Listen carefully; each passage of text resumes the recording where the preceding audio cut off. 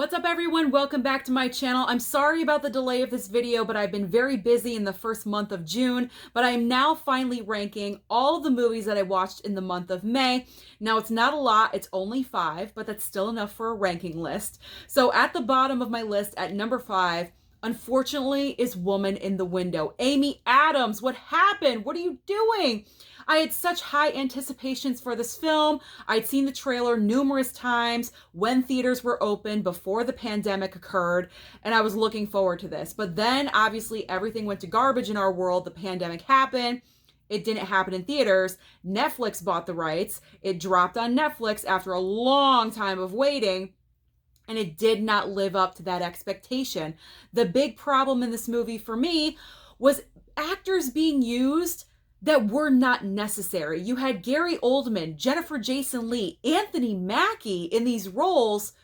They were only on screen for maybe 5, 10, 15 minutes tops, and that's it. This entire movie is the Amy Adams show. It's all about her, which is not a problem for me because I love Amy Adams, but I feel like the script just did not take us there. Anthony Mackie is supposed to play her husband. They share a scene because of circumstances. We know why he's not on screen more. I don't want to ruin it for you if you have not seen it yet, but I felt like they had no chemistry. I did not believe that they were married at one point, husband and wife, had a child. Like, I did not believe any of that. Now, the acting from Amy Adams was not bad. It was actually the bright spot of the movie for me. But overall, as a whole, they tried to deliver this in such a slow pace. And then the last 20, 25 minutes, they wanted to shove everything down your throat and have it make sense. And that just did not work for me. So because of all of those reasons, unfortunately, it's at the bottom. At number 4 is Army of the Dead. Now, surprisingly, it's number 4. But the 3 other movies that I watched, I just loved so much more. I didn't hate Army of the Dead. I had a really great time with it. I thought Zack Snyder did a very good job with it. It was a little long. I gotta be honest. I know Zack Snyder is known for his very long movies, but this was way too long. The opening credits, that was like 10 minutes right there. That was unnecessary. We didn't have to do that. Dave Bautista, I actually enjoyed him in this part. I didn't mind it. The entire crew that they assembled, it was believable, and I was there. The daughter got on my nerves the most. I hated the daughter character. I thought she was so over the top sometimes and just ran off and did her own thing, and I hated her for that. I really, really did. But I love the different take on the zombies. Now, I'm not too much of a fan of zombie films. I don't know every single type of zombie, but these zombies were new for me, so I appreciated that. I love the location of Las Vegas. I thought that was a brilliant choice of a location. You have fun with it. You, in your mind, you think of Vegas as a certain thing. So to throw some zombies in there, it's just fun. This was an enjoyable movie. You just sit back, lay back, suspend all reality and beliefs of everything, and you just have a good time with it.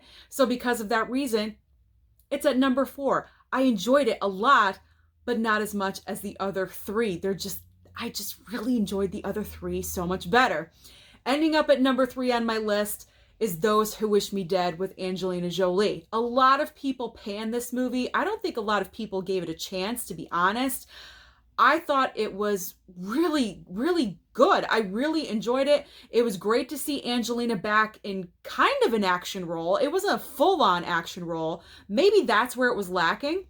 I expected more action, maybe. I'm not sure. Maybe that's what other people wanted, was more action. But I thought it was a great story. I thought it was directed and written very well. It was solid. I don't really understand what a lot of people are complaining about. So I had a great time with it. It was intense. I was like kind of white knuckling my couch a little bit because I was getting nervous at those parts where you're in suspense and you're waiting. Are they going to find the kid? Are they not? And I just love that. So I enjoyed Those Who Wish Me Dead. If you guys didn't, I really want to know your opinion down below, what you thought of the movie, and is Angelina back? I personally think she is, but what do you guys think? In my number 2 spot, the runner-up is The Mitchells versus the Machines. This was a surprise for me. First of all, I don't really watch too much animation. I'm not really sure why. I always say it's because I don't have children. But I don't know, I just don't gravitate towards animation unless it's a Toy Story or something huge. But everyone was talking about The Mitchells versus the Machines on Netflix. And I'm like, you know what? I watched it on a random afternoon where I had nothing scheduled. Very rare that I have nothing scheduled. So I gave it a chance, and I'm so glad that I did. Because when this movie opens, you can tell automatically this is not your typical animation film. It's its own story, its own flavor, and it just takes you on this unbelievable creative ride that a lot of people can relate to. It's about a girl being different and wanting her father, her family to accept who she is, and she wants to live her own life. And then kind of like the B story is the robots. But at the crux of it is this family. That is the focal point, is this family and their relationship and how they work together. And I just love that because it is so relatable, especially in these times where some people may feel different from their family. I know I do at some point, so that's how I could relate to it, especially with the father-daughter dynamic. Sometimes my dad and I don't see eye to eye. I will be honest about that. Sometimes we bicker and quarrel, and that was very relatable to me. So I highly enjoyed The Mitchells versus the Machines. It was a great time. It was unique. It was its own flavor, and that's why I really enjoyed it. It wasn't like anything that I've ever seen before. But in the number one spot, the number one is reserved for Cruella. Wait, what about A Quiet Place Part 2? Well, that will be in the June ranking because I saw it yesterday. So that will be in June. But I did see Cruella in May. So Cruella is my number one choice for my favorite movie of May.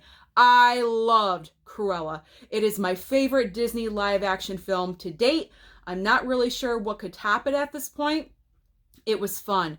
It was over the top. The fashion was fantastic. The music was on point. The acting skills of Emma Stone and Emma Thompson was incredible. I loved Emma Stone. She embraced Cruella. She knows who this character is. She probably did a lot of homework when she was prepping for this role, and she made it her own, though. She made it her own little spin on it, her own little take, and I loved it. It was perfect casting. Horace and Jasper were absolutely spot on fantastic.